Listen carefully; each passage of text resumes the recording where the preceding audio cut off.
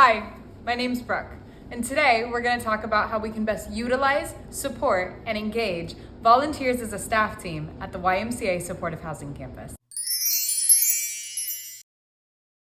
Let's start off with some basics. If someone were to come up to you right now and ask you what the mission of the YMCA Supportive Housing Campus is, what would your answer be? If you answered that we are a community solution to help eliminate homelessness by providing hope, dignity, and support in the form of permanent supportive housing, you would be correct. However, did you know that we have a separate mission statement specifically surrounding volunteers? And that statement reads as follows. Together, staff and volunteers advocate to advance our belief that everyone deserves a place to call home.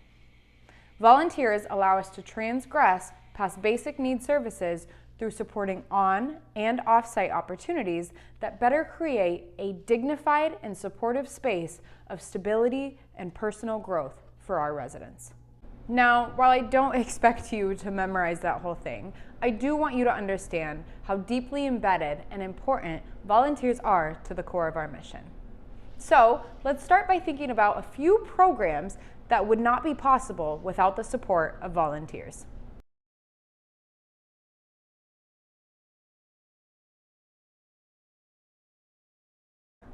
For example, all of our promises. Now you know that staff does not have time to be making tie blankets, serving a meal every Tuesday night, or making handmade birthday cards, as much as we would love to. It would not be possible without the support of volunteers. Now, it's obvious that volunteers offer helping hands around our home. However, can you think of any other ways that they would help to advance our mission? How about advocacy? When a volunteer gets involved with us, they then share that experience with their family and friends, meaning that more people know about our mission. Also, volunteers are 80% more likely to turn into financial donors in the future. So when thinking about volunteers, do not just look at them as TaskRabbits or individuals who are doing free labor for us. They are some of our best supporters and advocates, and they are ensuring that our residents have the best life quality when living at the YMCA Supportive Housing Campus. Now that we have talked about the importance of volunteers, I want to talk a bit about recruiting volunteers. How do you think we recruit volunteers?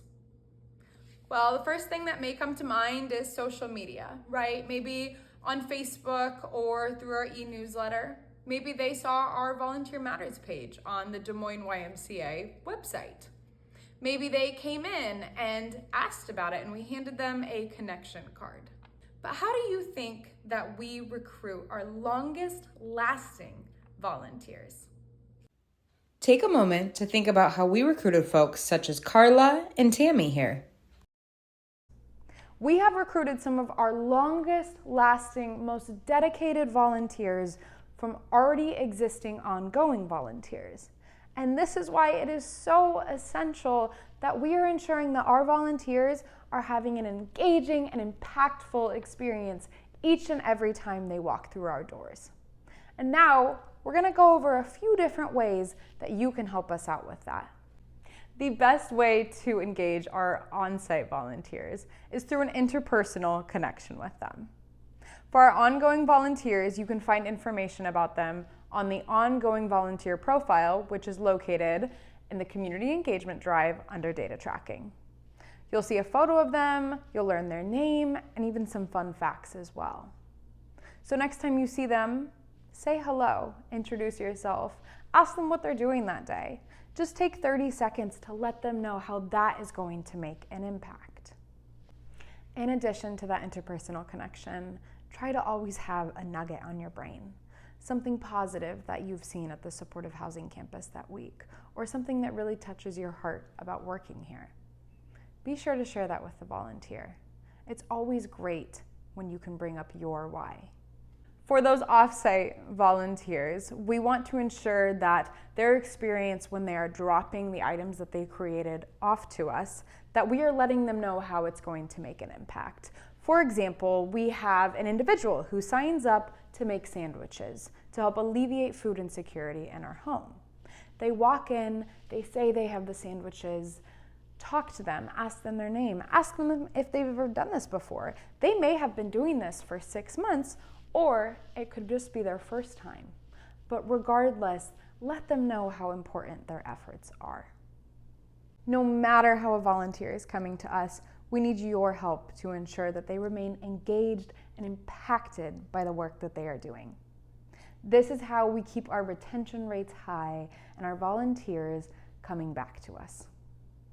Now, to ensure that our volunteers are being properly utilized and that they are truly a part of our organization's culture, we want to ensure that there are opportunities within all departments. So, today, we are going to work through creating a viable volunteer opportunity.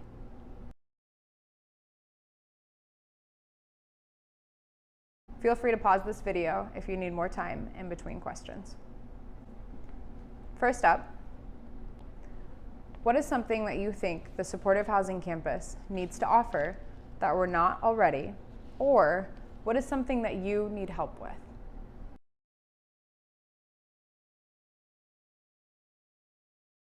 Next, identify why you think this hasn't been done by a volunteer before. What are the perceived barriers?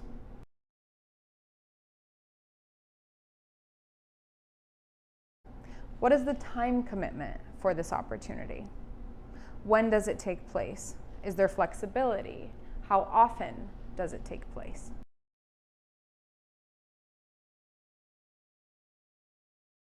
How does this opportunity make the volunteer feel? And how does it support us? Think hard about the support piece, because this is what we will use to thank them each time they come to help out.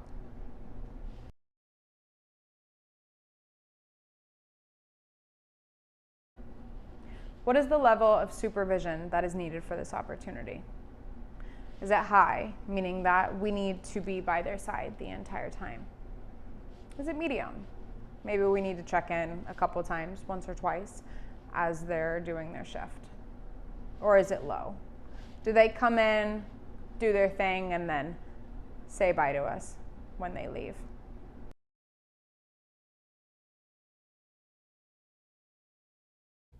Great job. I encourage you to take this idea to the appropriate member of staff. We are always looking for new ways to expand our volunteer program for both existing volunteers and new volunteers. Before we wrap up today, I just want to go over a few housekeeping items. Some volunteers have access to certain parts of the building and some don't.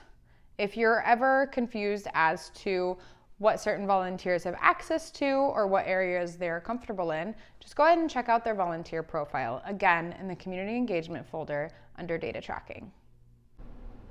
If a volunteer ever has a question, try to answer it for them first.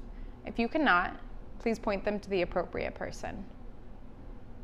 Volunteers have a mailbox right by all the other staff mailboxes. It has a tablet in it in which they can sign into their Volunteer Matters account if they need to do so. It also has a key that can access Classroom A, Classroom B, dry storage, and the laundry room. Volunteers should never be on the resident side of the building unless it is previously noted and they are supervised by staff. Just to recap, volunteers are an essential part of our mission and our organization's culture. They allow us to ensure that our residents are receiving the hope, dignity, and support that they need and deserve as they work towards housing stability.